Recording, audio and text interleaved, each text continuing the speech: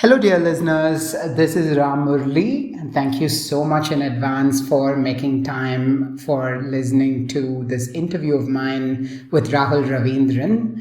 Rahul has made this wonderful film called The Girlfriend, which many of you may have seen already. If not, I urge you to drop everything that you're doing and watch the film as soon as possible. It is out on Netflix.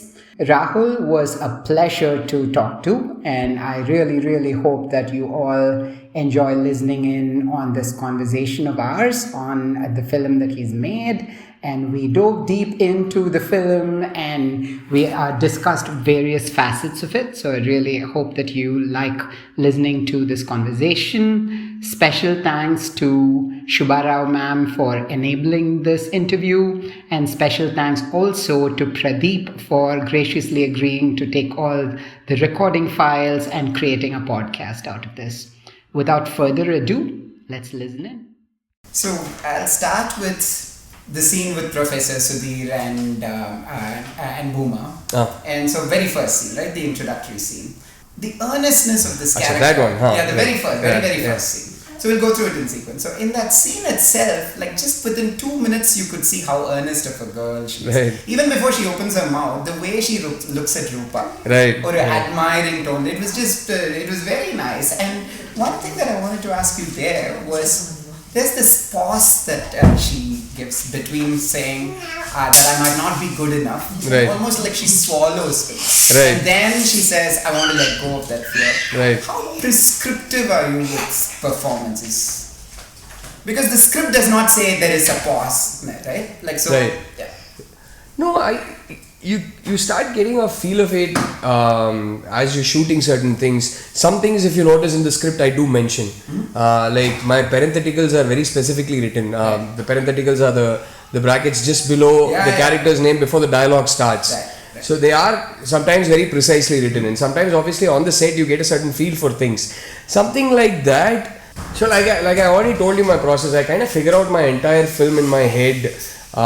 Sometimes in great detail, to the point that I know the expression of the artist. I know how they would say it, and sometimes you don't even know which actor is going to play it. Like when I was writing the first draft of The Girlfriend, I didn't know which actors were going to play it. Is that right? Except I think the two roles which I was pretty sure that this is who I'll want and I will be able to go get them were Rahul Ravindran sir and Revati ma'am. Okay. Rohini ma'am. Yeah. So with Rohini ma'am and Rahul Ravindran sir, as I was writing some of those scenes, I knew it was going to be them, so I had them. But when it came to Vikram or Bhooma, I didn't know at that point who was going to be playing these roles. But so it's weird. It's sort of like how you see faces in your dreams. Right. That's how I see them in my head, and I know that there's a certain expression that will come, and I know that this is where RR will kick in, and what kind of a way RR will kick in, and things like that. So that then helps me decide how much to communicate through dialogue and what is not needed to be communicated through dialogue, right? So in a sense, when you're talking about that specific scene, when I'm seeing it in my head, like I told you, I wrote The Girlfriend in 12 days because I had all this figured out, right? So that scene, I know that whoever plays Bhooma tomorrow, that's how they're going to be saying it, because I'm seeing the character living and breathing in my head.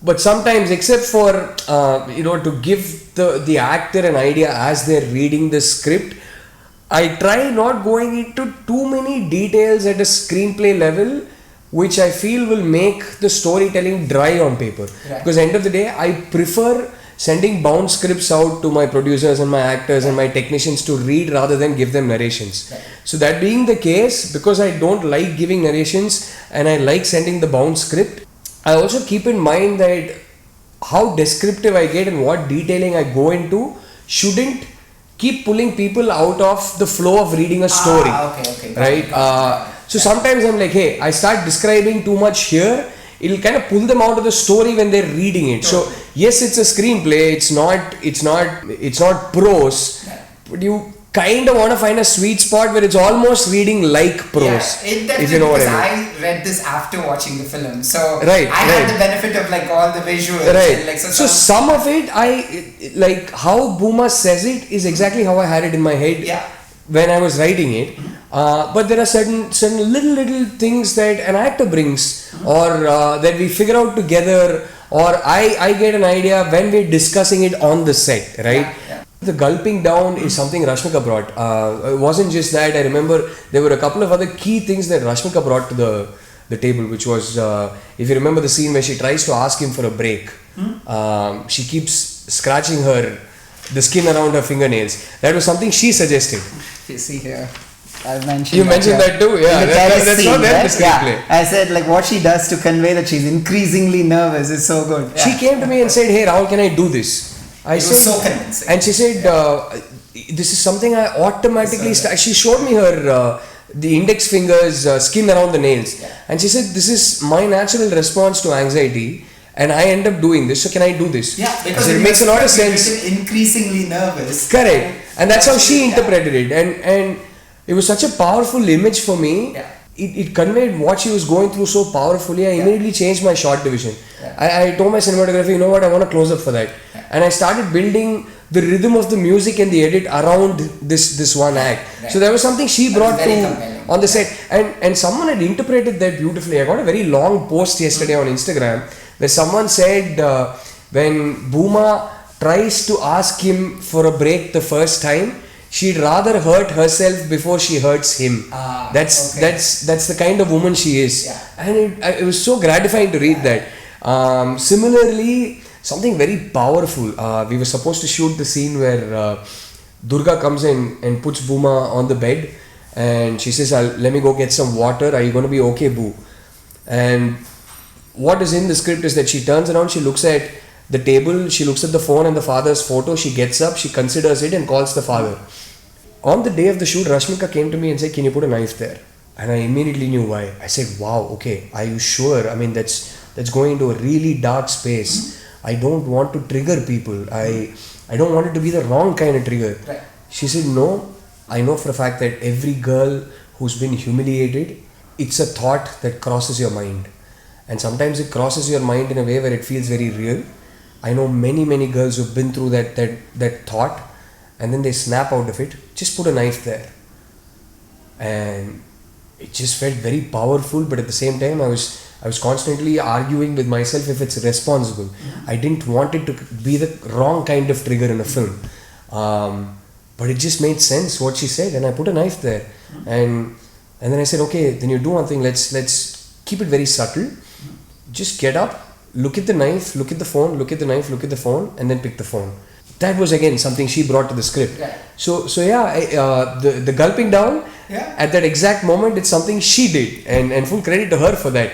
But how she says it, how she delivers those lines, and the hesitation in her voice, and you can see that there's no confidence, is something you've already envisioned in your head, but sometimes you don't want to go into too much detail when you're writing, so that the readability is not affected.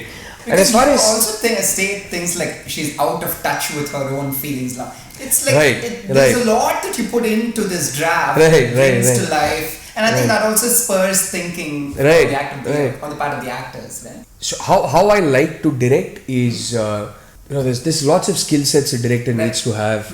And I know that there are certain skill sets I have that I feel like I need to massively improve.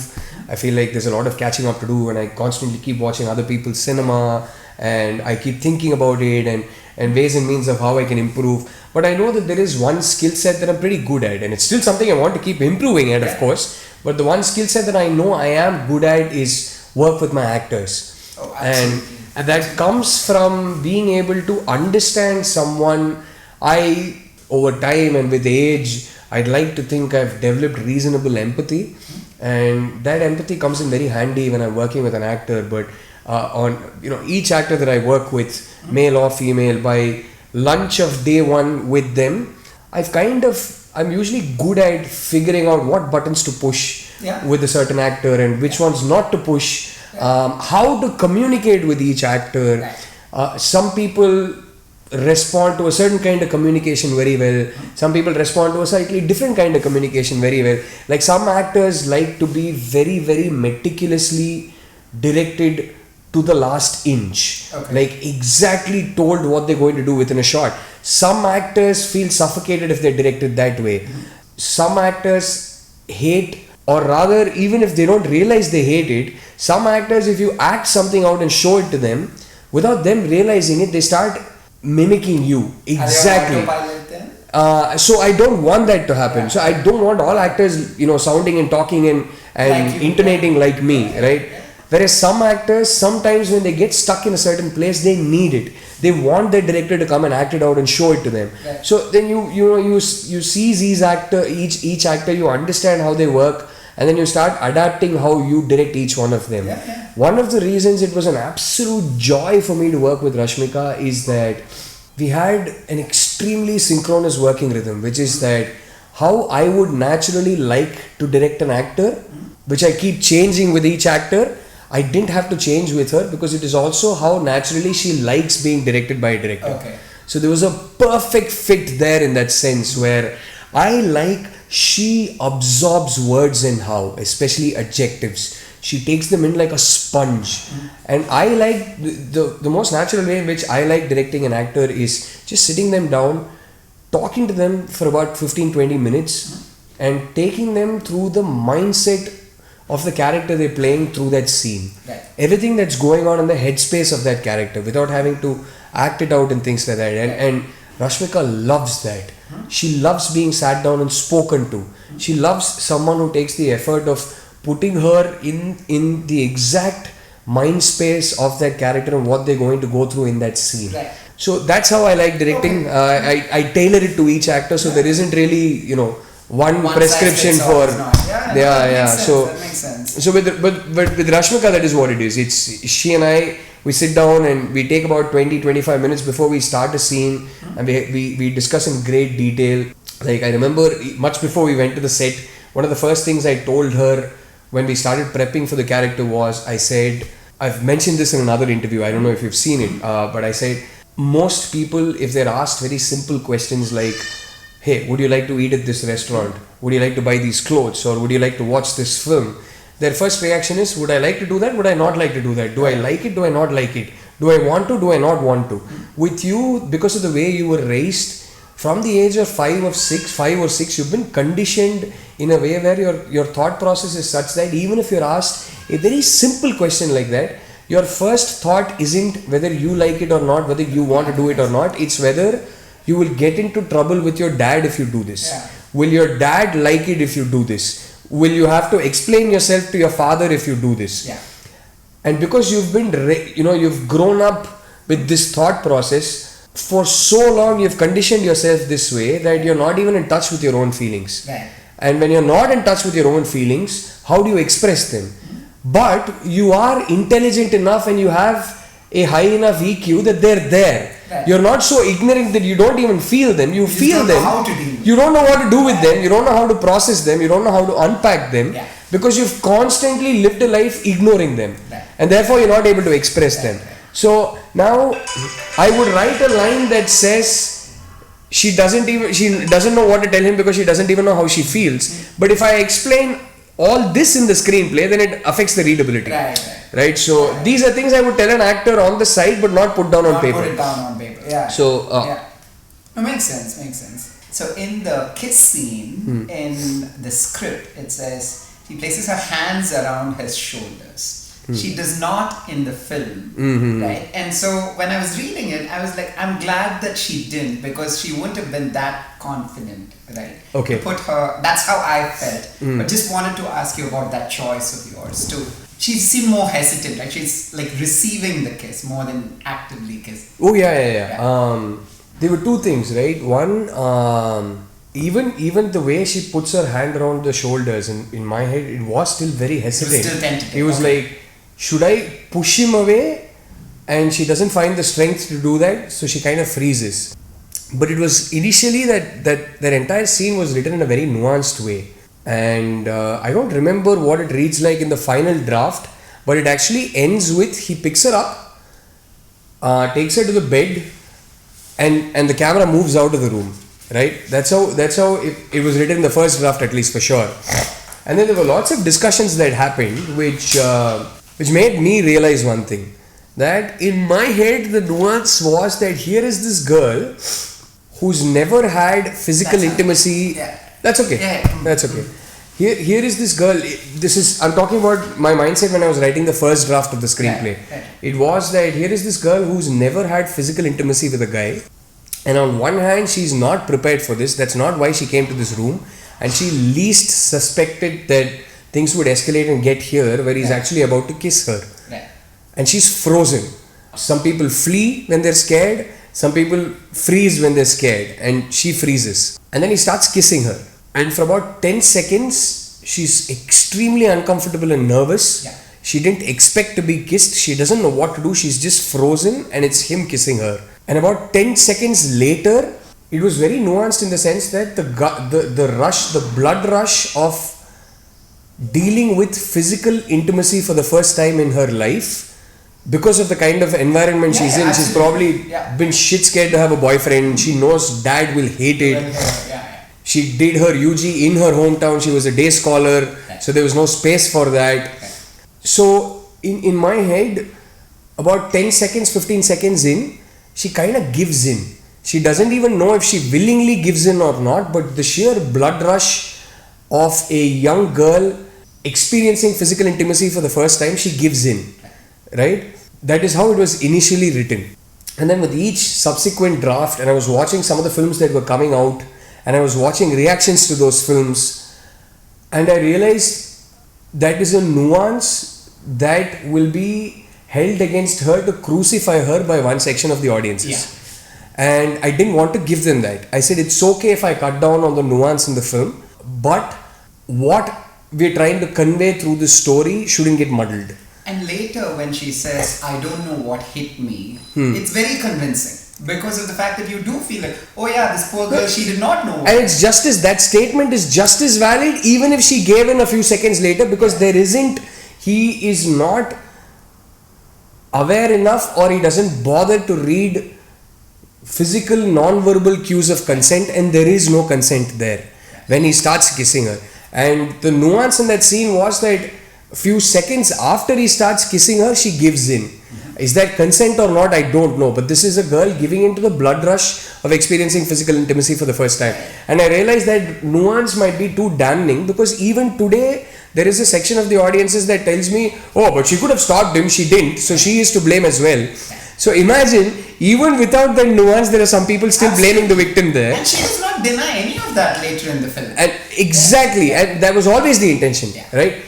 So she takes responsibility for the fact that she wasn't able to stop him. She takes responsibility for the fact that she wasn't able to stand up for herself and say, no, I don't want to be in a relationship with you. Right. And she never once blames him for it, right? Even in the climax monologue, she doesn't blame him for it. And there were huge arguments that happened. And I said, no, that is the difference between her and him, right? So then we realized that nuance might be a little too much for a certain section of the audience, and it will be used against Bhooma. And that is why, if you notice, I sort of, the staging was changed on the set. I think by then, before we went to the set, I had already kind of made up my mind. And Rashmika and I would have conversations, and she had the same fears. And I said, yeah, you know what, I've been thinking about it myself, and I've kind of done away with that. So the scene actually ends a lot later, and it ends slightly differently. So the staging was changed to, he starts kissing her, and as soon as he does, he shuts the door, and we start tracking out. And I had to cut that even more, because the censor said they wouldn't let the kiss in. They said the only way we'd be allowed to keep the kiss is if they first said blur it. I said, oh my god, that's going to look terrible. And they said, initially they said they wouldn't let me keep the kiss even if he took an A certificate.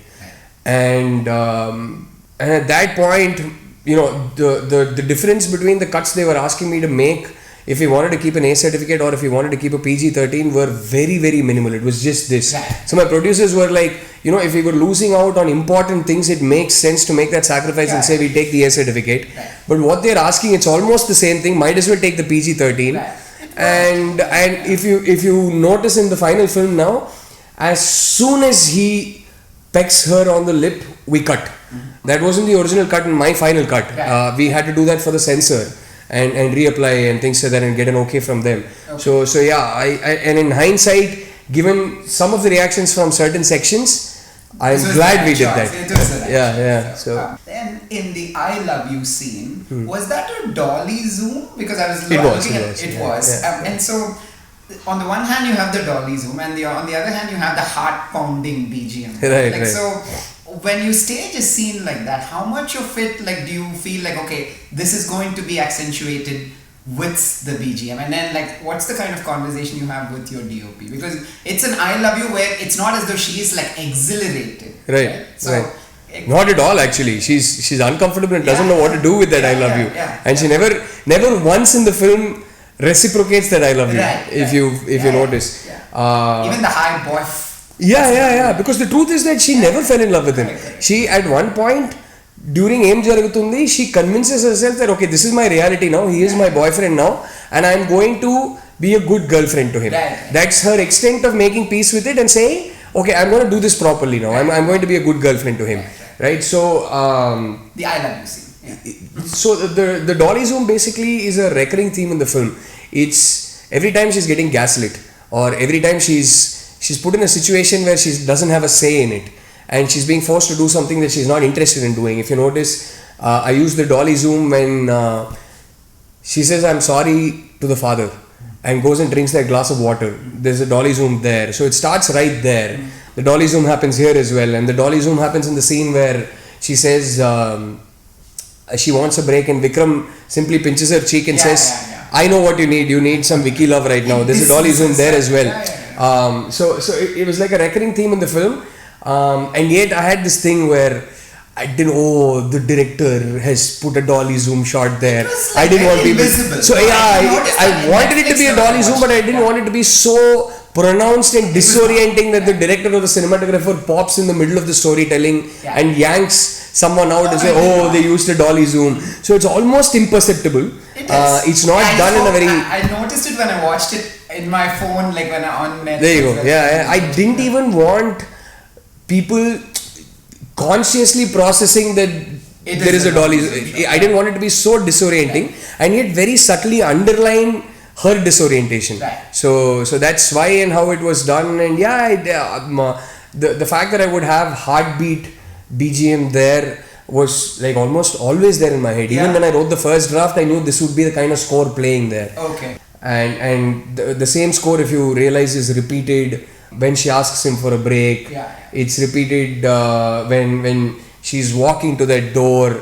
Again, it's meant to chip in when Bhooma can't speak. But she's agitated, she's restless and she's disoriented, or she's being gaslit and things like that. Those are the kinds of moments that I really like, because when I watched it in the theatre, did I realize it was a dolly zoom? No. But Fantastic. I felt the impact of it. Fantastic. That's exactly what we want. So yeah. But then when I'm watching it for the next time, I know exactly what's happening in the scene. So now I'm like noticing everything. That's okay. The second time you're watching it more academically, I'm fine. But the first time we're trying to tell a story, and I don't want anything to yank somebody in the audience out of that story. So yeah. So actually that was the other thing that I wanted to ask you about. So there are different types of symbolism. I'll use that term very loosely. One's the obvious dupatta, and you've heard all the great responses to that. So from the beginning, it develops an arc of its own. And when I was watching it on Netflix, I realized that when you're walking with her to her hostel, she's wearing it like a shawl almost. Right. She's gotten to the point where even this is not enough. Like she needs to like wear it like a shawl. So there's that. Then there's the walls closing in on her kind of imagery. Then there are these more like invisible kind of moments, right? Like the dolly zoom, where it's barely noticeable. So how do you decide what kind of symbolism is needed and how much of it is enough? I am somebody who shudders at the thought of using symbolism. Again, for the same reason where, like for example, when I was making my first film, I remember there were discussions on, hey, since they're going to be wearing the same set of clothes throughout the film, should we go for a color that signifies her mindset and his mindset? I was like, no, don't do it. It's meant to be life, and in life we don't decide. You're not thematically coordinated, are you? So I'm the kind of guy who usually avoids things like that. But when it came to this film, I did make a few choices where I was stepping out of my comfort zone. I actively avoid these kind of choices because, for example, there is a certain kind of storytelling where I'm comfortable doing it because I know nobody will pick it up. Like, once they get into a relationship, if you notice almost every scene where Bhooma and Vikram are in the scene, Vikram's almost always never in the scene to begin with. And he walks into the scene with utter disregard for what mood she's in or what conversation she's in the middle of, and he hijacks it. And it's almost always a disturbance. Now I know this is something nobody's going to pick up on, but it creates a certain response in you where there is an asynchronicity between the two characters, and it's always you're in the middle of something along with Bhooma through her perspective, and he comes and disturbs it, and that creates a certain disorientation in the viewer when you're watching, and that adds to your perception of Vikram, right? And it adds to your perception of how Bhooma and what is happening in her life is constantly getting undercut by him. Yeah, sort of rammed by a train. So those are things I don't mind, and I write a lot of them into my screenplays. Certain things like obvious symbolisms I'm very worried about. Like for example, every time Vikram enters, the way I'd written those scenes, every time Vikram enters, if you go back, you will see there is some red fabric in the background somewhere. Okay. Signifying a red flag. There is a red flag moment. There is a red flag moment. There is a red flag moment. So to speak. Now that is something I was really arguing with myself over. It's like, but that's not how it happens in real life. Should I or should I not? Should I or should I not? But with this one, I was like, no, the nature of the film that it is, it lends itself to that somebody on second viewing, that somebody on third viewing picks these things up, and they realize, oh, he's been telling me from the beginning, because the structure of the screenplay was such that the first half an hour, if you notice, was written in a way where almost every scene is an extremely cliched scene that you've seen in 1,500 films before.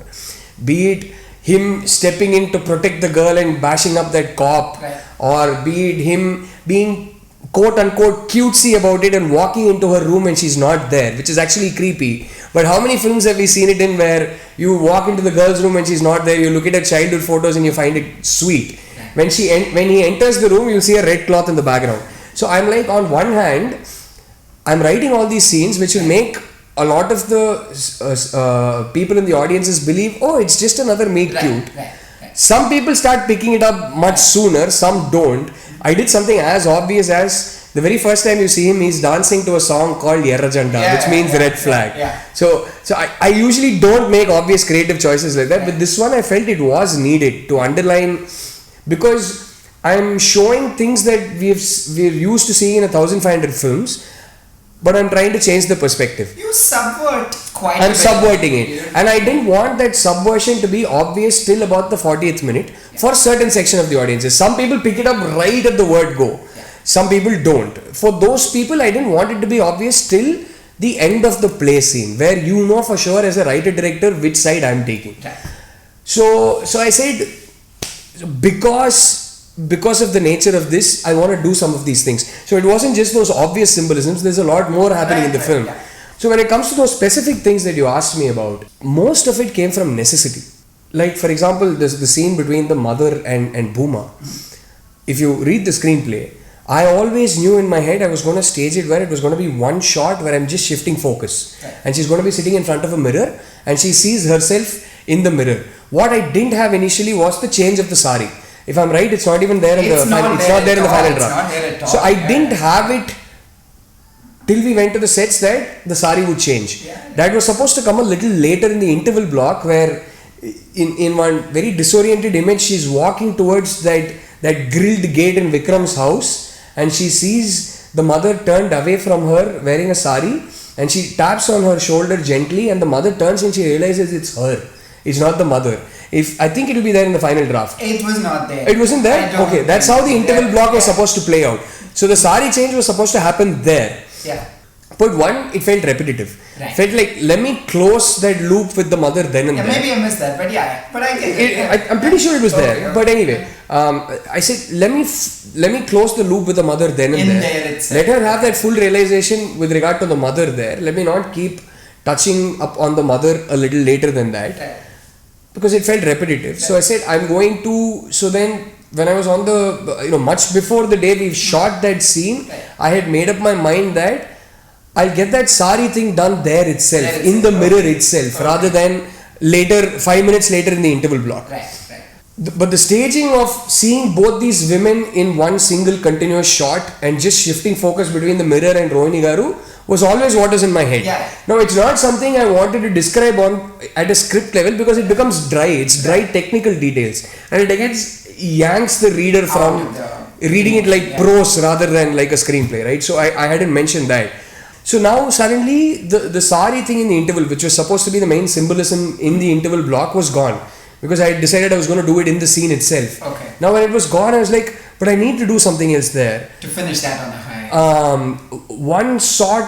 On one hand, I do have the closing walls, but I just felt like I needed one more thing before the walls start closing. Where when she's walking into that bathroom or she's standing there, I felt like I needed something that represented what her mind felt like right now. And I hadn't yet cracked what it was, but when we were shooting the hostel sequences, the hostel block where we shot Bhooma's room, just outside that hostel block, you'll notice that tree in another scene. There was this fascinating tree which either because of erosion of the soil there or because they built pavements around it, the roots were exposed. The roots were all out on the ground rather than under. And one day I was just walking into the hostel for a scene we were supposed to shoot inside, and I saw that and something just clicked and I said, hey, hang on a second. What if I put Bhooma there and we have a Jimmy shot of, an aerial shot going into her and then coming out from her? I felt like that would be great for the interval block. So that's how on the set I just saw those roots. And I said, wow, this makes so much sense. So obviously, we got Bhooma to lie down on that. And obviously the roots on top of her are CG, but everything else is actually real. That tree. CG work, by the way. Right. So that's how I cracked the one blank in the interval block. That kind of imagery worked. I think because I was just asking how much comfort you had, but it looks like it was a bit of a step out of your comfort zone to enter. It was. So now coming back to the mirror scene and the sari change, or coming back to the walls closing. The one thing about women or men who are victims of a toxic relationship where they're constantly getting gaslit is that they suffer it in silence. One of the most common responses I got for the film is so many women in different words conveying the same thing, that thank you for making this film, you gave our silences words. And which is why it was healing. It is such a common response to the film that I used to keep getting. And that's something I knew, that when you're gaslit, when the whole world thinks he's a great guy, and you are convincing yourself that no, maybe you're being unnecessarily complicated, maybe you're overthinking, maybe you're being neurotic, and you start learning to silence yourself. That silence is the greatest burden they carry, because the nature of this relationship, I'm not dealing with extremes like physical abuse. Those are by now black and white in most people's heads, and they know it's wrong. That you really can't make an argument for no, but physical abuse is okay sometimes. So that is black and white, and I didn't want to deal with those areas because I know there are tons of films and they don't even probably need to be made anymore because most people know it's wrong. There are still people doing it, and it's so common, physical abuse in a marriage or in a relationship, but at least everyone knows it's wrong, right? So I wanted to make a film which deals in the in-between areas that nobody really talks about, which is emotional abuse and gaslighting, right? Which is a narcissist versus a doormat. It goes even beyond gender. It's a narcissist versus a doormat. So that being the case, when that girl and the mom were sitting in front of each other and she was having an epiphany, it just felt so wrong to verbalize it. Their biggest burden is the silence they carry. It felt so wrong for them to have a conversation about it and have a realization. So then I'm like, even when I was writing the first draft, I was like, so how do I convey this? So then I was very sure I didn't want to verbalize. So how do I convey this? Which is when the whole mirror thing happened in my head. So it was born out of necessity in that sense. And similarly, now I have the interval block. I'm like, Vikram by now has methodically cut everyone out of her life. And ironically, the one guy he couldn't have cut out of her life, she herself cut out because of the conditioning. Because of almost the Stockholm syndrome that she's suffering from, which is Durga. Vikram wouldn't have been able to cut Durga out of her life. Durga would have stood her ground. But she chooses to literally drop Durga's hands and come and catch his hands in the next scene. She's isolated now, which is the first thing that happens when you're in a relationship with a narcissist. Now a girl who's isolated, for her to suddenly go talk to someone and verbalize this felt like such a letdown. And it felt like that's not what happens to a victim of a relationship like this. They don't get to talk about it. And I wanted to retain that. So I said, okay, how do I convey to the audience what she's going through and how it's suffocating her without this girl verbalizing it to anybody else? And especially because it's Bhooma who doesn't know how to verbalize it. Correct. She's had these feelings, but she's been ignoring them, but she can't ignore them anymore. Right. So then I said, he's invaded every territory in her life, from her room to her classroom to her friends. He's there everywhere. He's all pervasive now. So I said the natural thought process was that the only piece of privacy she will have will be in that girl's toilet in the shower cubicle. That's the only place where she'll be able to get 2 moments of solitude, where she can at least just think without the influence of Vikram hovering around her. So it became a natural choice to take her to the shower cubicle. Once she was there, it came from necessity again, that how do I show the inner turmoil? I said, I'm going to make the walls close in. Mm-hmm. So the symbolism came from necessity, not from, hey, let me do something cool. No, it was very powerful in a very natural way. Right. It felt like... I think because the intentions were organic. Yeah. The intention was never to, hey, I'm going to do something cool here and get people to say, wow, it's so well directed. The Because intention was always organic. So because if you'd done a very, very tight close-up of her, I don't think that would have done justice. no, it just wouldn't have. Yeah. Just wouldn't have. This worked really well. So yeah, it was born out of necessity more than anything else. What about the door of the mom's house? It looks like a prison bar. Again, it's like, even when we were shooting it, I asked for it, so that house that we shot in, it didn't actually have that grill door. I saw that the bottom was not. Did you actually cut it out and like put... Yeah, a lot of them, the bottom was a staircase actually, that's why. So you don't see the staircase in the frame. Okay. So it had to stop there. Right. So the house didn't actually have a grill door. It's a very commonly used shooting location. Yeah. So the first thing I asked them was, I need a grill door there. Because I had this imagery in my head that the last time we see Vikram's mother is behind those bars. And she has left. Rashmika leaves. yeah, she chooses to escape that prison. The mother's stuck there. And for me, it was always a very powerful image. I don't even remember if I had mentioned that in the script. It was not, that's why. But it was always there in my head. That's how I always saw it. And the other shot that was very important to me in terms of imagery was Vikram Bhooma and the mother left standing there inside the house as Vikram walks away to go meet his friends. And we start sort of slowly tracking out with both these women stuck behind the bars. And Bhooma figuratively and literally chooses to leave that prison. Yeah.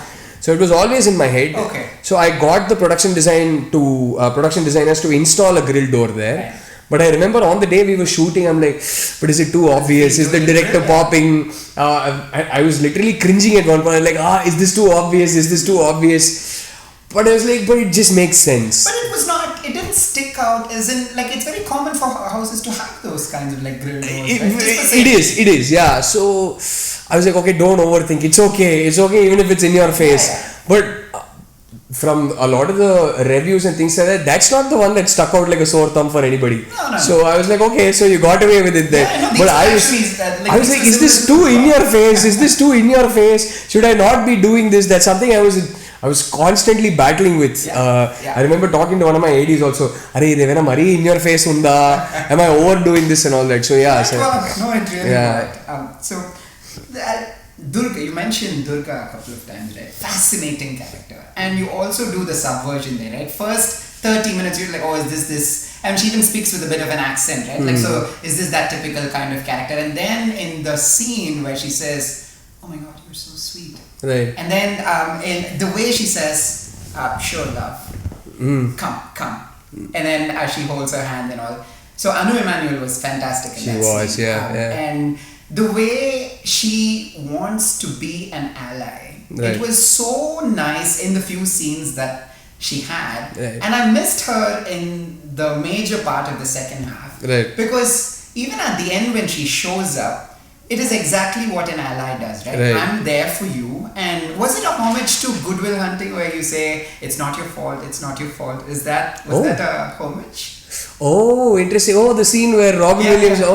Interesting. No, I wasn't consciously thinking of it. No. Oh, you were not. No, but where she says, let it go, cry. Yeah. And I don't even think it was something that was written. It was not. It was not. It's something I remember telling Anu on the set. I said, just hold her and say, it's not your fault, a couple of times. And then I said, just tell her that, you know what, let it out. I'm right here. Let it all out. Because all of us, like myself and people that I know, all of us have allies in our lives. Right. And the thing that allies do so well is letting you be, at the same time knowing that you can't get too comfortable in your space. They want to make sure that you can bring out the best version of yourself. Right. She was so good in the few scenes that she had. What was the reason? Even in the script, she's not there for the majority of the second half.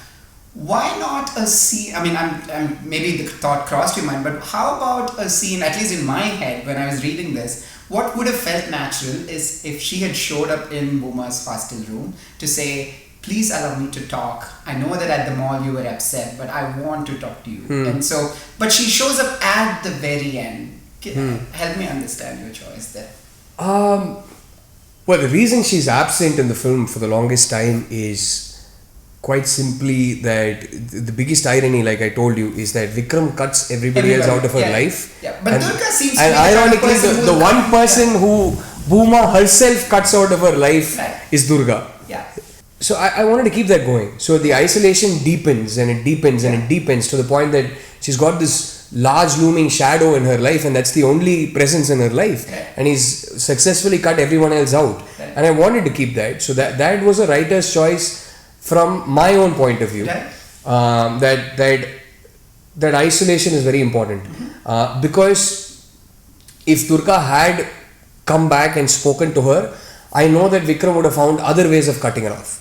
And that's not something I had the screen space for. I mean, I didn't have the space to explore that further. And it's not something you can just touch and in a scene resolve and then move on.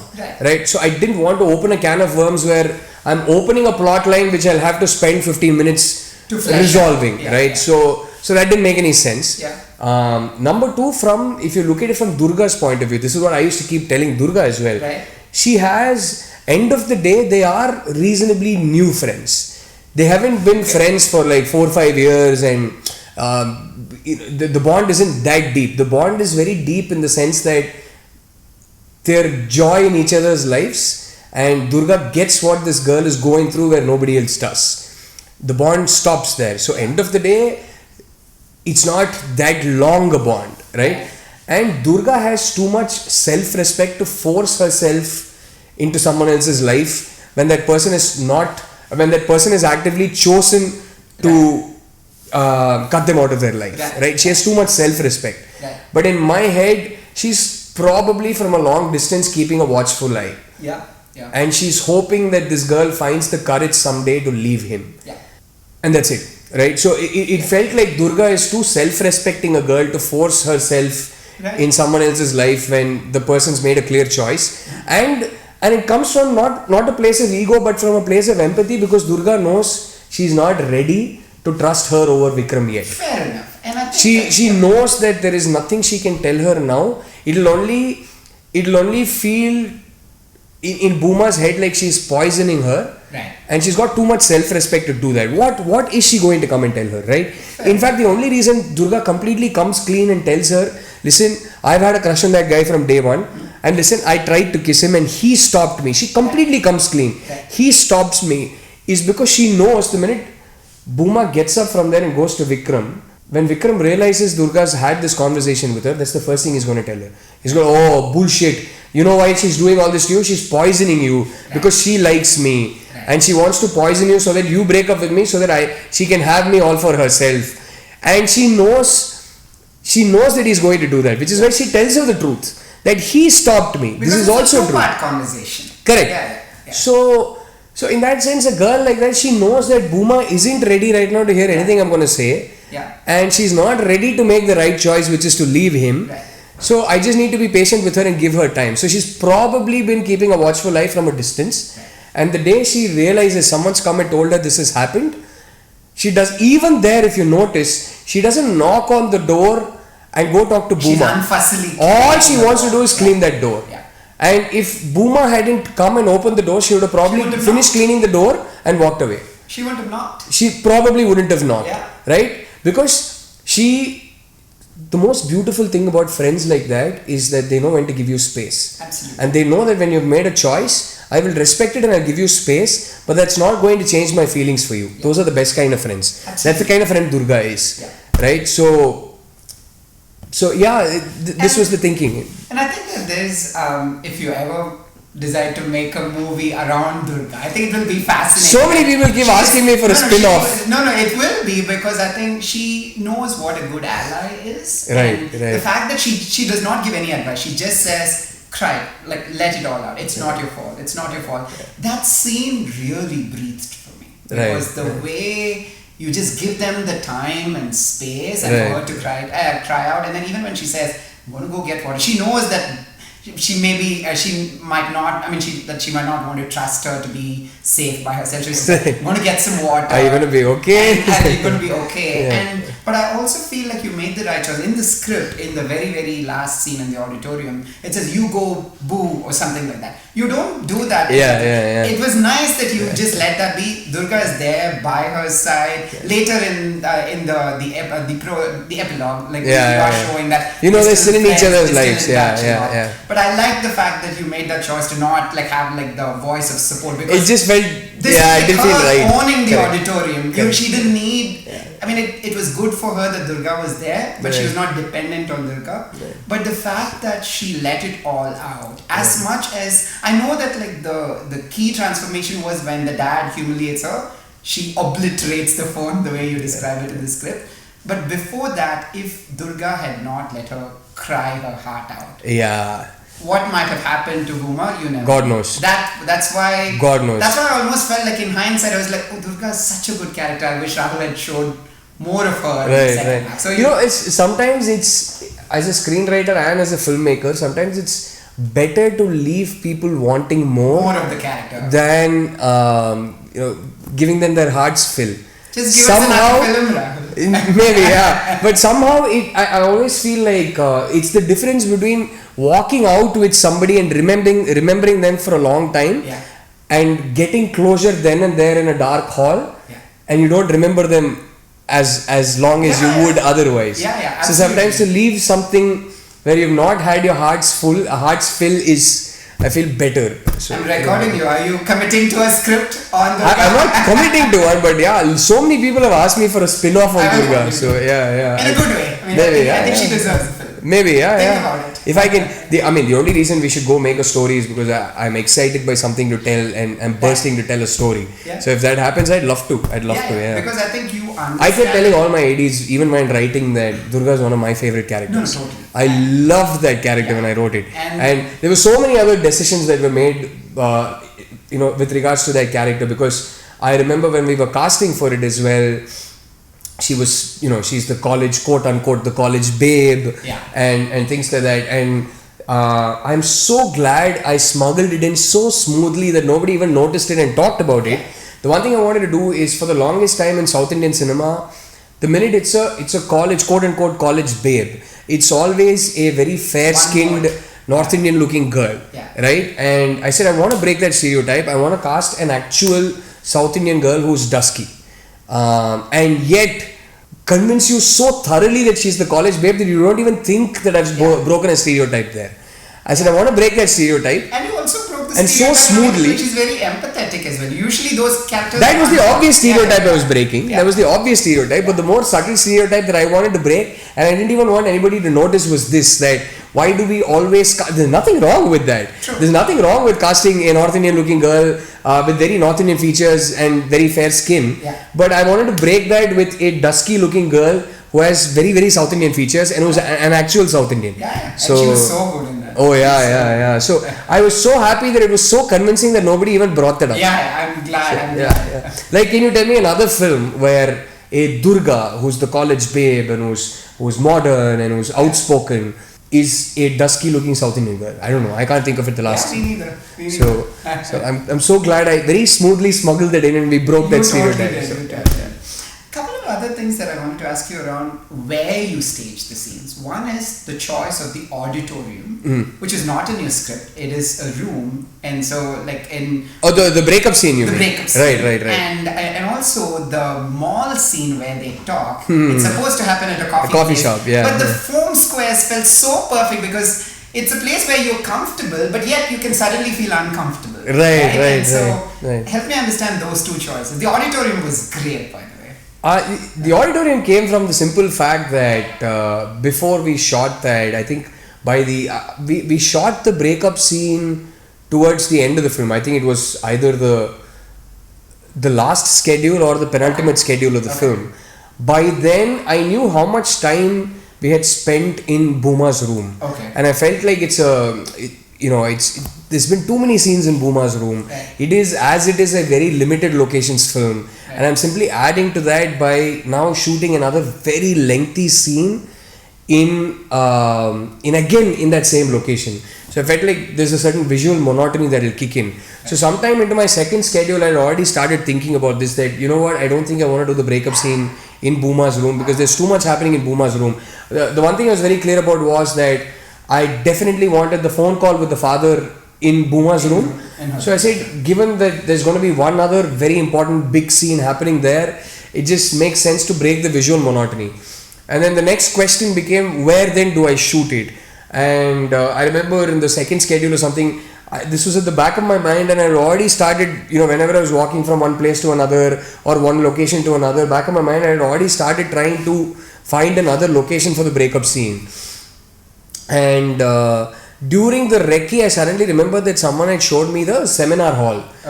It's not an auditorium as such, it's a seminar hall there. And I suddenly remembered that scene, and suddenly it just made sense to me that this vast space, and yet there's solitude there. I felt like these two being alone in a bigger room just felt right, just instinctively. I can't even explain why. Visual contrast to the walls closing in, I think. Yeah, exactly. So in my head, I just and there was so much happening in that scene. I already knew I was going to be in trouble because I wanted the onset of the second panic attack. But then she calms herself down and makes sure that she doesn't get a panic attack. So I wanted space. I knew it would be very cramped in Bhooma's room. And then suddenly I remembered when I had done the first recce of the college, someone had shown me that seminar hall. And it was kind of always locked. They open it only when there's a seminar happening or something like that. So I suddenly remembered it and asked one of the college people to open that room again. And I took my DOP there and said, hey, you know what, do you want to shoot the breakup scene here? And it was like, fantastic, there's working space for me. I'd love to shoot it here. So then and then suddenly it just made so much sense because I was like, hey, such a big space and yet they're lonely there. They're just the two of them there. And just, it just clicked in my head instinctively. And I think that like in that scene too, your direction of the actors was so fantastic because she almost loses her voice when she says, I'm feeling so suffocated. Right. Tamil solona kaathu dhaan varudhu அப்படிங்கற ஒரு மாதிரி. I mean, Rashmika is... Did she dub for herself in the film? Of course, yeah. Okay. She's dubbed for herself in the Telugu version. She is fantastic in that scene. I mean, I remember sitting both of them down. I took an hour just talking to the both of them separately once. I spoke to Deekshit first, then I spoke to Rashmika for a long time, and then I spoke to both of them together. My God, they're both so incredible in that scene. Rashmika is just oof. And was that something that you actually told her that when you, by the time you get to this line, that your voice should barely come out? I don't remember. I don't remember if these if kinds of things. But it was so natural. Yeah, but she and I usually do have very specific conversations. Either she's throwing something very specific at me, like, can I do... See, the one thing with Rashmika, the two difference in the processes of Deekshit's process and Rashmika's process is that Deekshit's a method actor. Okay. Rashmika works best without a method. Okay. I figured this very early with her. You were saying that earlier. Yeah. By day 2, find out what best. By day 2, I realized she works like I realized day 2 that she's going to give you 50 great takes, no doubt about it. Everything's going to be in place. Right. But there is some magic that comes from the spontaneity of the first 2-3 takes. Okay. And they're both such generous actors where I told them that this is a character driven drama. even when the camera is just on the back of your shoulder and it's your suggestion shot, I need you to give it everything, because it's so important that the other actor is feeding off your energy, and it doesn't work if you're holding back 50%. And they were both so generous that way, that they would give it their all, even if it was their OTS, their suggestion shot. And I started realizing with Rashmika that I'm losing out on I wouldn't even be able to see her, but I'd be able to hear her. I'm like, shit, there's some magic that's happening in the first 2-3 times she's doing a suggestion shot. So then I started telling my DOP, whatever the scene, no matter how inconvenient it is, we shoot her angle first. Because with Deekshit, he has a method, right? With him, it might take him sometimes 1 take, sometimes 3-4 takes, sometimes 5 takes to get to what we want, what he wants to bring and what I want him to bring to the scene. Once he's nailed it, once he knows he's got it, he will give you 55 takes that are exactly the same, that are just as powerful and just as effective. Because he has a method. For him, it's about finding that right take. Once he's found it, he will give you that as many times as you need. With Rashmika, she's going to give it to you, but her method is her spontaneity. When at the beginning, I always used to tell her, at the beginning of a take, I don't want you to know what you're going to do. Just be Bhooma. Just allow Bhooma to inhabit you. Just your only thoughts are Bhooma's thoughts, and there isn't even 1% bandwidth for Rashmika's thoughts. And from that spontaneity, I used to get some magic. So that particular moment felt very magical to me when she says, I'm feeling so suffocated, like where she barely let her voice come out. It was very so I would never give her instructions like, in that line I want your voice to break. Because I knew if I give her an instruction like that, then I am occupying 5% of her mind for Rashmika's thoughts that as Bhooma she needs to deliver this in that line. I realized it's counterproductive with her. That there is a certain magic that when you got her mind 100% occupied only with Bhooma's thoughts just before I would call action, there was so many things she was doing right. She was bringing life to so many of the lines that I didn't want to mess with her mind at a micromanaging level whereas with Deekshit, I can give him these kind of instructions, and it might take him 4 or 5 takes to get that organically and naturally, but once he's gotten it, he's going to give you 50 takes the same way. So it's very different with both of them. So I don't think we had a very specific conversation that right at that line. Our conversations would be more like, he says what he says, and in your agitation you say something to him, and then you realize, oh my god, how do I even get through to this guy? He doesn't have the EQ required to understand this is catastrophic. So there's a panic attack coming, and you start walking up and down, and you're like, oh my god, how do I tell him, and that suffocation is reaching a fever pitch. And at that point something in your mind tells you, listen girl, if you don't get a hold of yourself right now, which is why that OST, even in our OST, is called Hold It Together.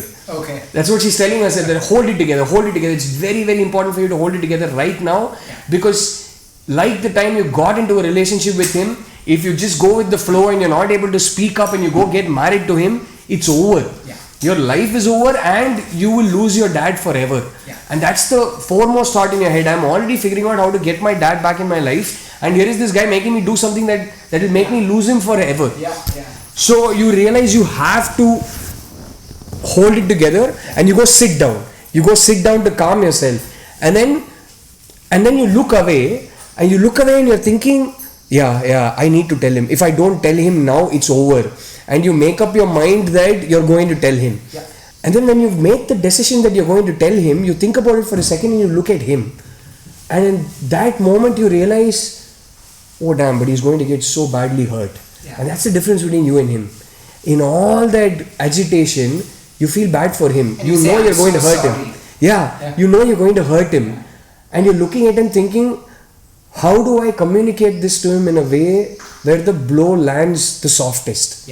And because of that thought, you get up, you go gently make him sit on a chair, and you kneel down in front of him. This is how I talk to her. So with her, I never say, all this goes into her foundation. All this, she's thinking it through, she's thought it through, and the staging and the choreography has been fed into the system. That it's now muscle memory, that she doesn't have to think about it. And then it was also unobtrusive. It's not as though you did too many cameras. Correct. So and then it's Bhooma taking over from there. So I never tell her that, Bhooma, in this line I want you to start crying. In this line I want you to choke. If she does a take and it's not working, that's when I say, the way you did this, that's not working. So we'll just do that portion and can you give it to me a little differently? Like for example, the time you say, Niku, I had this conversation with her even before we started the scene where I said, clear chain, beg cheste kuda nu pattinchuko, nu nanni ela chuskunta Vikram. I had already told her that it's a reflex response coming from your agitation. Right? It's not meant to hurt him. Right. It's not meant to insult him. Right. And I remember doing a take and I remember telling her, can you let your voice break even more? Okay. I want to see that you feel pain in saying it. Right. You're not saying it to rub it in. So we did that one line again. Okay. And it's not something that is going to come naturally to her, the character, right? Like it's something where it's a step out of her comfort zone to say all that. Correct. But it's coming from agitation, right? Yeah. But I remember the entire, once she kneels down and she tells him what she tells him, that was, some of the lines were from the first take and some of the lines were from the second take. I think we did only 2 takes. Okay. She was just so good. We didn't have to do any of that again. Yeah. She was just so in the moment. Yeah. She was 100% Bhooma Devi at that point. Totally. Just 2 takes. She dissolved into that character, and I liked another writing choice in that scene, that there was an economy of words there. She's not the kind of person that will give a huge monologue about how she grew up, like how she. It was like all enough to just make her point and how she's feeling. And then when she tries to convince him that you're going to be okay. That was also very nice. And she's not like ignoring how he might feel and all that. It was all in character. But I also like the fact that she said just enough. Like it didn't feel like, because if she had spoken, there was a little more written. That's what I'm saying. Some of it was actually short also, and I took it out. I took it on edit because I felt even this is too much. This is a girl finally expressing herself. She's not going to be able to express herself with so much lucidity. So it was like point A to point B to point C, and she wants to make a point because you could sense that she wanted to get out of it in as reasonably quick time as possible, right? And yet land that blow as softly as possible, which is why she doesn't blame him there. That's her empathy. No, that was beautiful. That was beautiful. Just a couple of other things. So one is the I missed one question that you'd asked me. The coffee shop thing. So it was written as a coffee shop on paper, and we had started doing location recce for where we would shoot the montage leading up to that conversation. And I remember, so the one thing we thought of was the video game arcade, and we had gone and done a recce of that location, and it was done, and we were actually supposed to, I had seen a coffee shop in that mall, the same mall, so that logistically it's easy for us to finish this and then go to the mall, go to the coffee shop in the same mall and shoot it. After that, but I also wanted a few other activities that they were doing, a few things that were a little more physical and also just visually interesting, which is the trampoline place. So we'd gone to do the location recce of the trampoline place. Is when we went and did that location recce that I saw that foam pit. And suddenly like, hey, hang on a second. You know what? I don't want to do this in the coffee shop anymore. I like this place so much better. It just instinctively felt, I immediately imagined the shot of, if you remember the way it's written also, is that she gets up, she keeps money for what she's had on the table and she walks away. Suddenly I saw that place and I was like, imagine her walking away from here. It just instinctively felt so much more dramatic without unnecessary drama, and it just felt so much right that, girl, I wish you weren't walking out of there. and it underlined the irony even more, where she's putting in so much effort to walk away from the one girl who could have saved her sooner. It just felt so much more dramatic to me visually.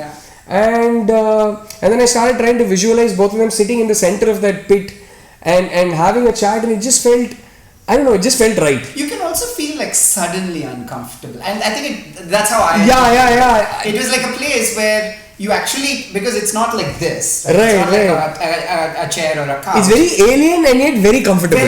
But suddenly you're like, okay, this is very uncomfortable. Correct. I wasn't processing it consciously this way, but it was more instinctive for me. I was processing the walk away shot very consciously, but just I jumped into the middle of that pit and I was trying to block it I was like, it just makes so much sense. The happy accident. Yeah. So it's like, no. So then I immediately told my team that, you know what, I don't want to shoot it in the coffee shop. I want to shoot it here instead. I'm so happy we went to that location, and then it suddenly struck me that, hey, this is a great place to shoot it. So that's how that happened. Because I remember, like sorry for a quick tangent, but I remember cinematographer Rajiv Menon mentioning that there's this scene in Bombay where Nazir is rested against the frame of the bed, and Manisha comes to him to say, please don't separate my family away from me for all the reasons. A beautiful scene, yeah. Beautiful scene. And he said that the way they'd staged it was that Nazir had to be a little uncomfortable. He had to like turn and look at Manisha and all that. Right. That's how I felt here, where she's like, suddenly she's uncomfortable. Oh, these foam squares are too heavy for me. I need to like move away. So and also, what was a very conscious choice was that they would be at a perpendicular, if you realize, where in a sense that was a conscious choice in the sense that Bhooma doesn't sit facing her. Yeah. Whereas Durga sits facing her. They're not parallel, they're perpendicular. In a sense that she's, which way will she turn?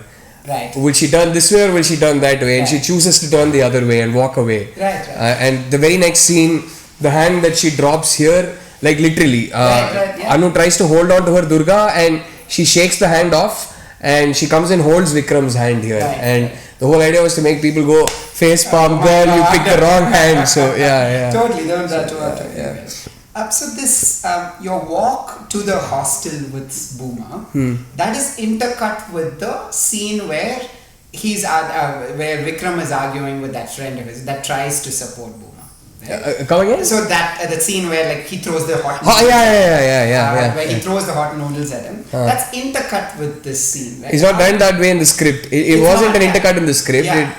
What made you do it that way? Came out of necessity. So the scene of, you know, the Maggie scene where he pours that Maggie on this friend's, that boiling hot Maggie on his friend's face. I think one day before that shoot day, we were supposed to shoot with Rashmika. It was a different scene we were supposed to shoot. Okay.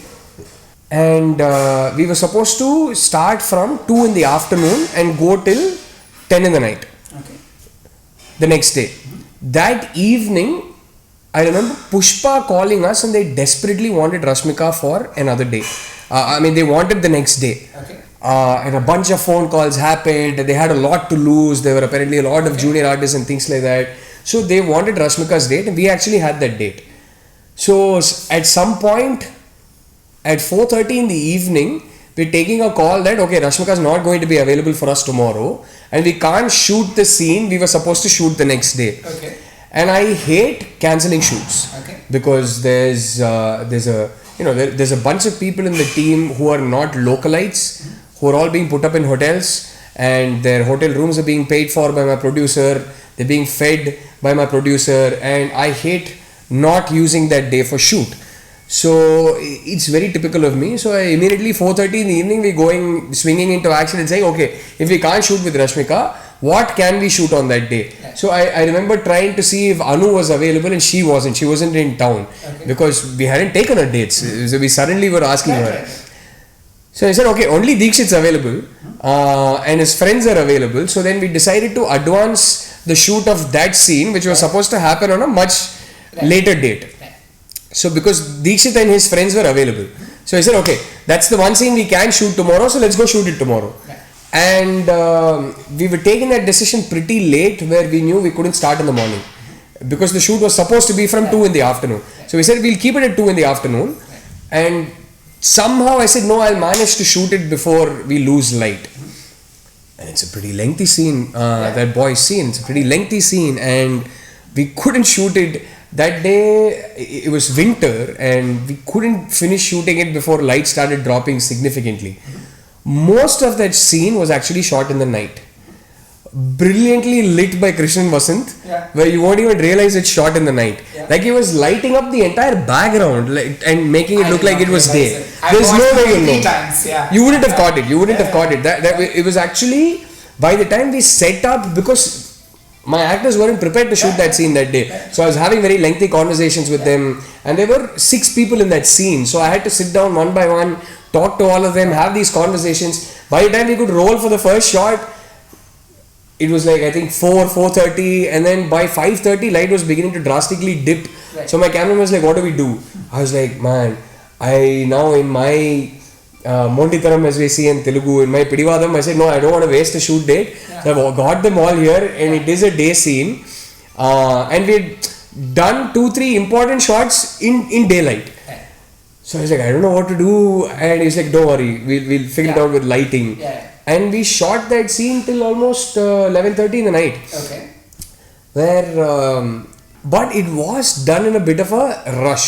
Okay. So there was a particular shot that I had taken. We were finishing all the table portions first. Right. So there was a particular shot I had taken when we were still fighting against time to finish it before daylight is gone. Right. And I never shoot like that. I never ever shoot like that. It's a rarity with me. Okay. But I felt like, no, I have what I need. I've got it. Yeah. And then we finished shooting the rest of the scene in night time. But I felt like I had what I needed. And then I come to edit and I start editing that scene in my first cut, and I realize the length of the track into Vikram. When he says, Inka chalra, why bother that girl anymore? Right. I'm happy that you're happy. Let's leave her be. Why trouble that girl anymore? Right. Is what he says. And Vikram stops eating and he says, Tana badana. So there's a track in that happens to Vikram. When he looks up, there's a track in that happens to him. We had a spatial constraint there where the staircases were starting, so I couldn't get a longer track in. Right.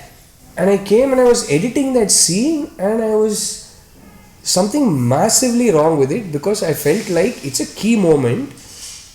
This is, what do you mean, her pain? And when this boy finishes saying it, the sustain on Vikram and the tracking just felt not enough. Okay. It just felt like I hadn't caught the right rhythm, and because I was shooting in such a rush to finish that shot before we lost sunlight, in hindsight I felt like I hadn't made the right decision. Okay. I'm usually very particular about these things. I know my exact shot division. I never shoot coverage. I know exactly which shot is going to come after which shot, and I'm usually very good with rhythm in terms of I always shoot a little more than I will need.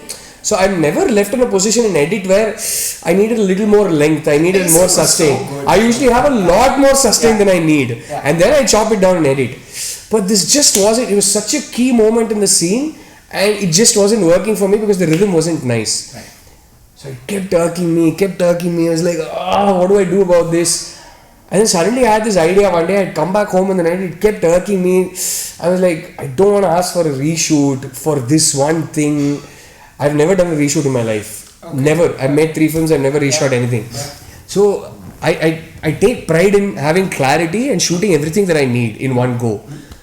I was like, shit man, what do I do? And I came back and I couldn't sleep that night, which is, I was like, what if I intercut the 2 scenes? Then, so if you remember, it's intercut exactly at that point. Okay. And suddenly, it felt like I have enough, the sustain was enough if I go somewhere else and come back there before that shot. Yeah. Having gone somewhere else and come back to it, it felt like that sustain suddenly enough. Definitely. So this is why I did the intercut. But having done the intercut, I suddenly said, wow, it's working much better as an intercut. Because you get to hear her pain. Correct. She's talking to the professor. So I'm not intelligent enough to have cracked it at a paper level. But having done the intercut, like, hey, both the scenes work so much better because they're now being intercut. Yeah. So then I was like, wow, this works beautifully for me. I firmly believe that when you're passionate about something, happy accidents will happen. So this is how this happy accident happened, because I didn't have enough of a sustain there. That works. So if you watch it again, that's the exact point where it's intercut. Yeah. So it was that for that one point that I made such a big decision that I'm going to intercut the 2 scenes. That's when I realized it, because when I read it, I was like, okay, this scene and then that scene. And when I was watching it, so the way I was like looking at your script was I was actually playing it on my phone simultaneously. Then I was like, okay, and then I realized that it was at that point where it was intercut. That's when I even realized it. So first of all, kudos to you for not making it too obvious. Right? Because I know that like in there have been films in the 80s and 90s where one character says something and then the answer is in another segment, and it's a little too obvious. It's in your face. This was not like that at all. So, but it worked really. I don't know what it brought to that scene, but I know that juxtaposing those 2 scenes brought something. Just the way they played out. I think the way I interpreted, first of all, when I watched it, I did not know that it was for a logistical reason. amazing. How I interpreted it, how it felt, was that you get to hear from Bhooma, Professor Sudheer is bringing out all of that pain and all, and what the friend is saying makes even more sense now, where he's saying, let her go. It's not as if she's happy. And then you get to see that Bhooma's not really happy. She's not saying, I'm feeling so great and now I feel so liberated. She's not saying all that. She's still in a very uncomfortable space. Correct. And for this guy to just pour that hot Maggie, it felt like it all came together very nicely. Somehow worked. So, happy accident though, No, it was a nice accident. The last question that I had from the script this is easily the deepest dive I've done into the film. How I wish we'd actually shot this. I would have loved for this to have been on YouTube, but well, it is what it is. Maybe you can just put the whole conversation on YouTube, maybe, I guess. Sure. More than happy to. I'd love to share it as well. Please tag me when you put it on. And then I'll also transcribe it. It's easily the deepest dive I've done into the film. So, You've made such a deep film, so thank you for that. But so the character of Professor Sudheer, right?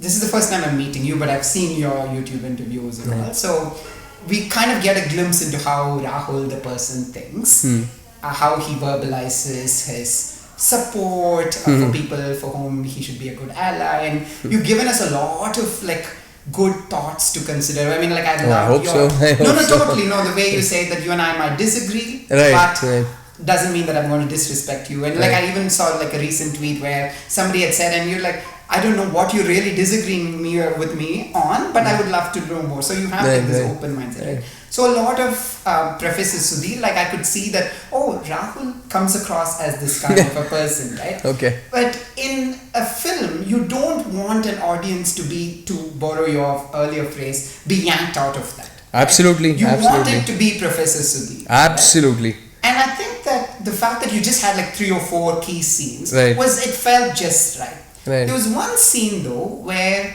you do a reasonable amount of editorializing, right? You are talking to her about how whether you're staying at home, you're going, it all should be your choice. It's almost expositionary. It probably is actually, not even almost. I mean, it didn't feel wrong, but it is probably more verbose than any of the other scenes. Yes. Absolutely. How do you decide when you need to have that one final push or did you feel like there is this need to convey all of this in one scene to make sure that every member of the audience gets the message? So what goes into your choice behind that kind of a scene? Because not one other scene in the film is expositionary.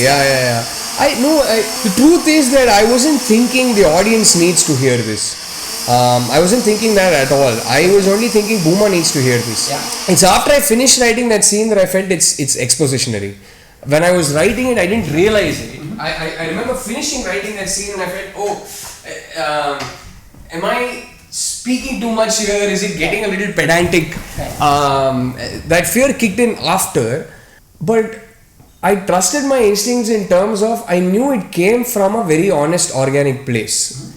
That as a writer, I had written it only because at that point I didn't know I was going to play that role. I was dead against me playing that role. I didn't want to play it. So I at that point I didn't even think it was going to be me. I had a couple of other actors in mind. So it just felt like something Bhooma needed to hear at that point. So once I finished writing it, I was like, is it too much? Is it too obvious? Is it too in your face and things like that? But for some reason, and I did have this struggle with myself that is it too much? I remember talking to one of my ADs even when we were shooting it, and I remember on the day I was in my Innova with a couple of my ADs going to the set. I remember going through the scene paper and knocking off a few lines, and then I knocked off a few lines and it just didn't feel right. Then I tried to knock off another few lines and it just didn't feel right, and there was something where I felt like no, it shouldn't be that preachy. But the more I tried to cut it, the more it didn't make sense. Then I went back to my original instinct and said, why did you write it? You didn't write it because you were trying to give gyan. Yeah.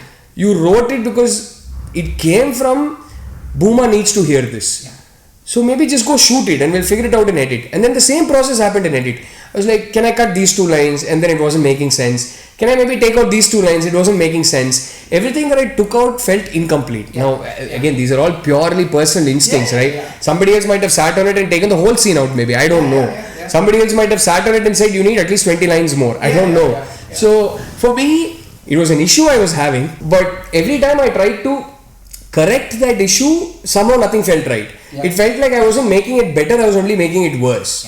So I was like, and I remember, so one of the things I told Rashmika is, I said, from whatever I gather from you, I think I had this conversation with her on the third day. I said, you know what? I think you're a phenomenally talented actress, and I think you're at your bloody best when you haven't thought it through. You have such a high EQ and you have such a good understanding of Bhooma. It's so internalized and intrinsic that you should stop looking at the monitor. I said, don't look at the monitor at all. Because I know what happens to an actor when you go look at the monitor. And it happens to me too. Where, like, this I delivered well. This expression is nice. Oh shit, this expression is not nice. And then you're going into the next take keeping these things in mind. And that's taking up 20% of your bandwidth when you're doing a take. And those are not the character's thoughts, those are your thoughts.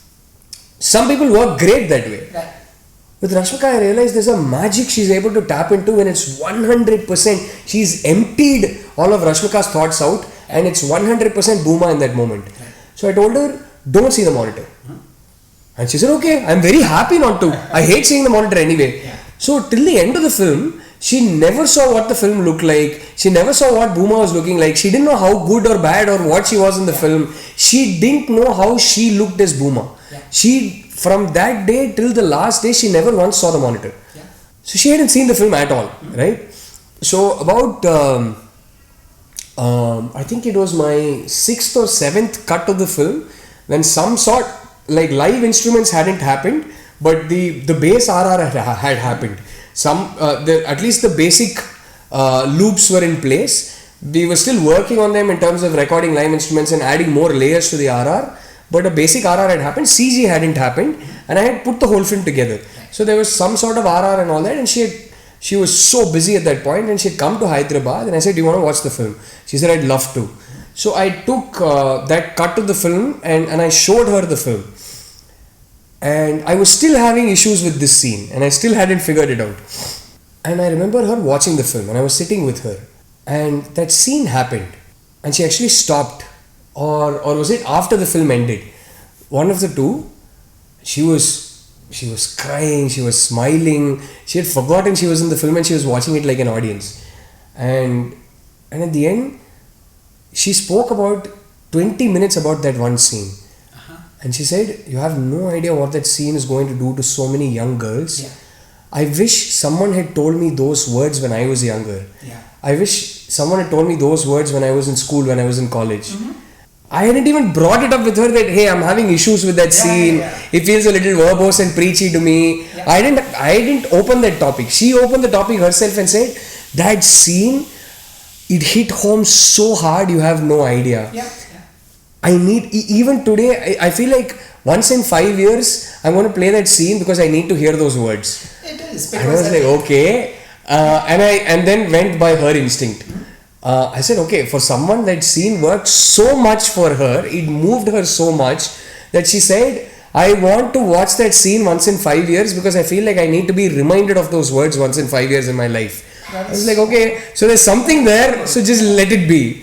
So, I think when people are inspiring, like Professor Sudheer is, and I think that to accommodate all of that in one scene is not a bad thing at all. I was just maybe, I don't think, no, it's not like the scene didn't work. It's just that no, if you have a problem with it, I am in agreement with you. I had a problem with it.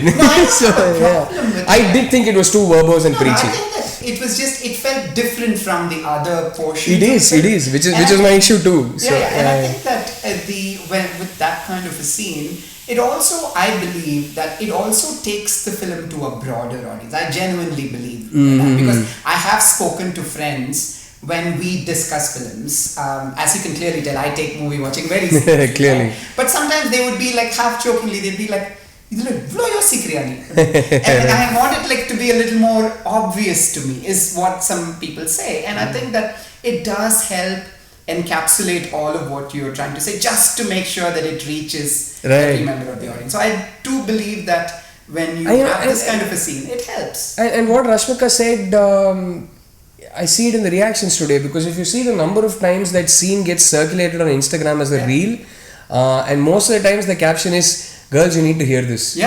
Girls, we all need to hear this. 100% truth. And things like that. And I keep seeing reels of that scene in Hindi, in Malayalam, in Tamil, in Telugu. I was like, okay, clearly it's resonating with a lot of people the way it resonated with Rashmika. Being a man, using my logical brain on that scene, I saw it very differently, and I saw it as verbose and almost borderline preachy.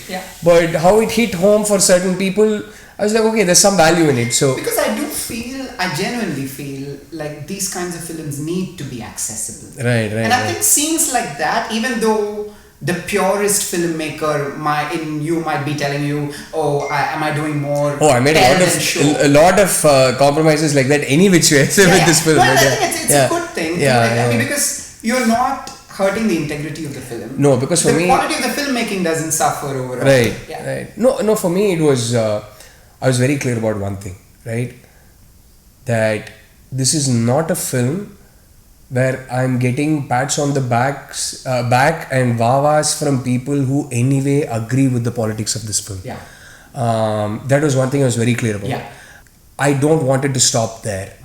I want this film to reach out, prod, provoke, force people to think and reflect beyond that crowd who will anyway be in agreement with the politics of the film. I said I don't mind even if they feel this is an inferior film, but for me what is more important, I was very clear about that from word go, that this reaches that audience who are either undecided, are sitting on the wall, or have strong opinions one way or another about the politics of this film. Either those for whom it's their lived reality, or those who are vehemently against the politics of the film. I knew that there was no point in making this film if it doesn't reach out to them. Totally. I didn't want great reviews and awards. I want them, of course, but only appreciation from a crowd that is already in agreement. What's the point, right? So I feel like it's one of those scenes that help take it beyond that audience. That's what I'm saying. Like I do think it's because there are times when like all these imagery like prison bars and all that, many people are just going to feel it, but they might not.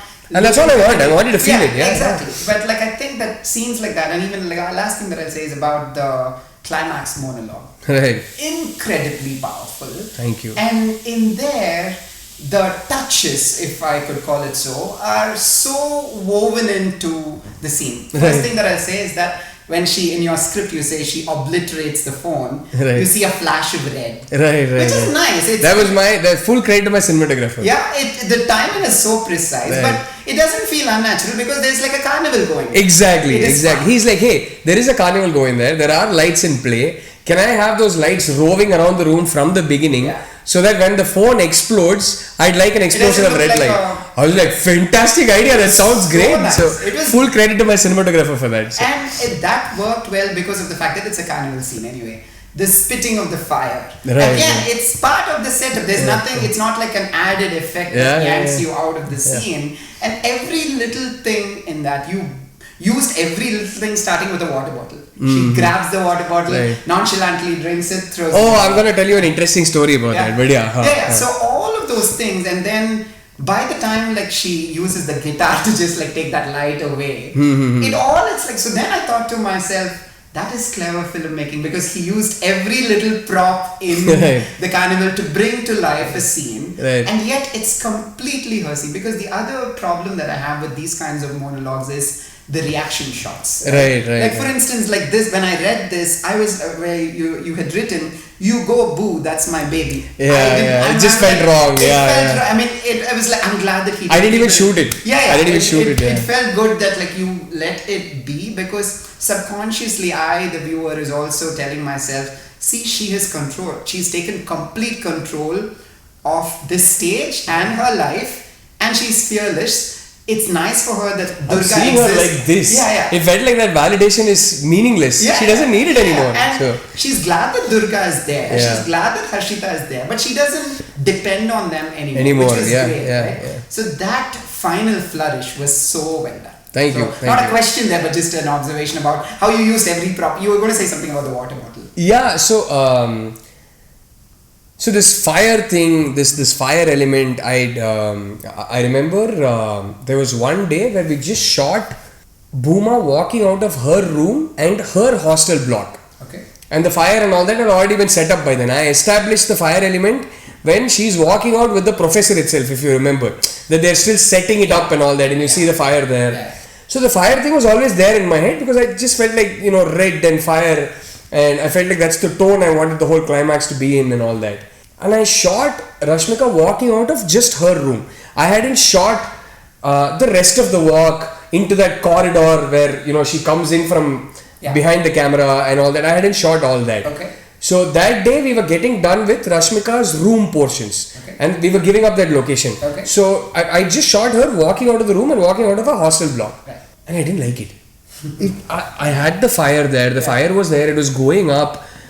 But it just felt very flat. I was like, it's not working. And Hesham hadn't yet given us the song for that moment yet. Yeah. But I knew what kind of a song it was going to be. And I was like, man, this is so flat. I don't know, it's not working for me. But we were going to shoot the rest of the walk in the next schedule. Right. So in between the two schedules, I finished editing the phone call with the father. I'd finished editing her breaking the phone, and I loved that. Mm-hmm. And I'd finished editing, her walking out of the room and we panning to the dupatta and realizing she's not picking it up. I'd finished editing that. We had shot that. Then I edited the shots where she walks out of the room and she walks out of her hostel block. It was really flat, and I was like, man, something's not working. And I realized one of the problems was that the fire was happening in a very open space. And it was barely registering. So it was like, I didn't know what it was. One thing I immediately knew was I need to go to a corridor where the space is more cramped, so that the fire is a more overbearing element on frame. The fire and the smoke, and Bhooma herself is like, I don't want too much open negative space. So I was like, I don't even think I'll use these shots. And at that point, I love Sujit's visual style, the director of OG and Saho, right? And he's a very dear friend of mine. So I remember calling him to my edit and I said, listen, I want you to come and see something. And I showed him the phone call scene with the father, and he had already read the script. He hadn't seen any of the other footage, but he had read the script. And he loved the film at a script level. So I said, you remember the whole script, right? Now this is the phone call scene with the father, and she breaks the phone. From here she's walking out. I'm not feeling it. I don't know what to do with it. And I said, visually I know what I want to do. I want fire, and one thing I figured out is that I need to go to a more cramped space. But there's something that I know is missing. What do you think? Are there any ideas in your head? Because I love his visual style. Yeah. And he said something. He said, Anna, I remember after we read the script, you telling me, you said it's the story of Bhooma Devi who becomes a Durga Devi by the end. I said, yeah. He said, Anna, then treat it like you anyway have this fire element. You're saying you already established this in the previous scene itself. So he said, imagine like Durga Devi is walking out of the room and you're giving her a Harati and an Abhishekam before you take her to the stage. Okay. I said, wow, that makes a lot of sense. I said, that makes so much sense. He said, you have the fire element anyway. So don't go for, he said the same thing. He said, don't shoot it in a place where there's a lot of empty negative space and there's a lot more in the frame. I said, that I'm planning to do anyway. So he said, I don't know how it will help you, but just think of it as you give Durga Devi a Harati first, and then you give her an Abhishekam and she comes to the stage. It's like, wow, that makes a lot of sense. I said, done, man. And it just unlocked something in my head. Right. So I was shooting the same thing, the same fire, everything was there, but my point of view had changed. Fascinating. Right? And the shot division had changed with it, and suddenly it had meaning now. It wasn't fire there for the sake of fire, just to add a visual element. So it suddenly became, the fire was now a Harati. If you notice, she's out focused, the fire is in focus, and then she comes into focus. It's like literally a Harati shot. And then fire engulfs the whole screen, and when the fire recedes, she walks in, and it's like a Harati for her. And the water, interestingly, was, there's this guy drinking water, she snatches it, and she was actually supposed to pour it on her head. Okay. Which was supposed to be the Abhishekam. Yeah. She was supposed to pour it on her head and shake it off because she, I don't know, it just felt like the right thing to do. There's so much heat. Sure. She shakes it off. She throws the bottle and walks to the stage. Just before we were going to shoot that shot, I tell Rashmika, just snatch that bottle and take a sip, pour it on your head, that becomes your Abhishekam, and throw the bottle away. Her makeup artist came running to me and she said, sir, there's a problem there. I said, what happened? She said, if she pours the water on her head, all the color is going to go away. We've used a color where it's not waterproof, it's going to go away. You're going to wash the color off. I said, oh shit. So she said, if you're okay with the color getting washed off when she gets on stage, we can do that. I didn't want that. Yeah. Why? Because to me, he uses those colors to shame her and humiliate her. Right. She's now got it on her, and that I was very clear about, that she goes there in all her glory. This is what you threw at me to shame me and my character, right? I have it on me and I'm standing in front of everybody in all my glory. It's a part of me now and I've learned to embrace it. I'm not ashamed of it. So I wanted those colors on her when she was on the stage in front of the whole college. So I said, no shit, I can't have the colors wash off. So then you can't have her doing an Abhishekam. So I was like, damn. So I said, okay, you know what, just drink it and throw it off, Rashmika. So it was supposed to be slightly different. Okay. It was supposed to be the Abhishekam. So I don't know, just drink it and throw it off. So Still worked. Yeah, it was still quite cool. Yeah. So the fact that she would even like grab a bottle from somebody. That was like a big, like you knew that this person is now like she's changed. And yet I didn't, you won't believe this, there was something that I was fussing about. On paper it was supposed to be the microphone stand that she carries. For some reason, when much before we went to the set itself, I figured it should be a guitar. That it shouldn't be the microphone stand, because I know how long microphone stands are, and they have a very, very heavy iron base, and the way you can hold it will look awkward. The visual just looked awkward for me. For me, the visual was Durga Devi with a Trishul. And if you notice, there is a particular scene when he says, "Vaadni cut chese." When he talks about Vikram in the first half, that's the first time he starts gaslighting her. The camera slowly moves up above her eye level. From that point in the film, nowhere does the camera ever come down below. The camera is always looking down on her, except when she's with Durga. Okay. When she's with Durga is when she's allowed to blossom and be herself. Except when she's with Durga, the camera is always above eye level. The first time the camera actually comes below eye level is in the climax, when she's holding a guitar and standing in front of him, standing on top of him. So for me, the guitar felt more like a Trishul. Just logistically, the visual of her standing there on top of him with the guitar felt nice. So I decided it won't be a microphone. So I had a massive issue there. So I said, let's have a band. So the decision to have a band came from that. It was initially supposed to be some guy doing stand-up comedy or something there, if I remember right. Then I said, we'll have a band. Guy will have a guitar and she will grab that guitar, break that light, and or does she anyway break it? I don't remember, but she said she'll take that guitar and go running to Vikram. Now I had a massive issue with one bottle of water is okay. Okay, that's now her being a badass. Bhooma is not the kind of person who will disrespect a musical instrument and the fact that somebody spent money to buy it. So I actually, on the day of the shoot, in my new script, which is not there in my final draft, it was a separate paper, I had written a line where just as she's grabbing his guitar, she says, I'm really sorry, I will buy you a new one. and that's very typical of her. Even to the professor, she comes in, the first thing she says is, sir, give me some time, I'll buy you a new laptop. She's very respectful of these things. So it was discussed that way. Rashmika in that shot was going to go grab the guitar and say, I'm really sorry, I'll buy you a new one. And I was supposed to have a separate cut for it. It just didn't feel right. I was like, in the middle of all that drama, it's okay. So I said, I will have her grabbing the guitar from a back shot, and in dubbing later, if I want, I'll include that line. But then in dubbing, I got Rashmika to say it just didn't feel right. It was because I think you have to go with the emotional. It was really diluting the mood, but for me it was so important. But so in my head, I told Rashmika, it's okay. We'll not have that line now because it's just not working there. But between you and me, we should know that Bhooma later got that guy a new guitar. So goes to show the level of attention to detail that you play. So when you brought that up, I was like, No.